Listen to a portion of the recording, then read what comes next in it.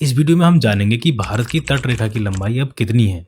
दोस्तों, high resolution mapping के बाद नए डेटा 2023-24 के अनुसार भारत के समुद्री तट की लंबाई 7,516 किलोमीटर से बढ़कर 11,098.81 किलोमीटर हो गई है। यानी अब यह पहले से करीब 48% अधिक है। यह बढ़ोतरी किसी नए भूभाग के जुड़ने से नहीं हुई है, बल्कि नई टेक्नोलॉजी से हर किनारे को बारीकी से माप लिया गया है, जिससे तट की लंबाई बढ़ गई है। इसी को कोस्टलाइन पैराडॉक्स कहा जाता है, यानी जितनी बारीकी से मापन होगा तट उतना लंबा दिखेगा।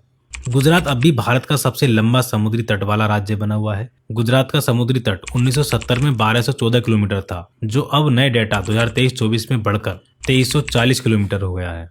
गुजरात के बाद पहले के आंकड़ों के अनुसार आंध्र प्रदेश दूसरे स्थान पर था, लेकिन दोस्तों अब गुजरात के बाद दूसरे स्थान पर तमिलनाडु राज्य आ गया है, जिसके समुद्री तट की लंबाई पहले 906 किलोमीटर थी, जो अब बढ़कर 1068 किलोमीटर हो गई है। आंध्र प्रदेश अब तीसरे स्थान पर पहुंच गया है। सबसे कम तटरेखा वाला राज्य गोवा है, जिसकी तटरेखा की लंबाई 193.95 किलोमीटर है।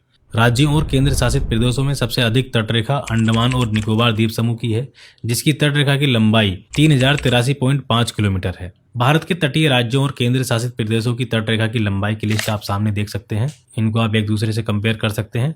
दोस्तों, भारत की समुद्री सीमा भले ही नक्शे में बड़ी दिखे, लेकिन असल में यह टेक्नोलॉजी और बारीकियों से जुड़ा बदलाव है, जो दिखाता है कि आधुनिक तकनीकी से कितनी सटीक प्लानिंग और सुरक्षा संभव हो पाती है।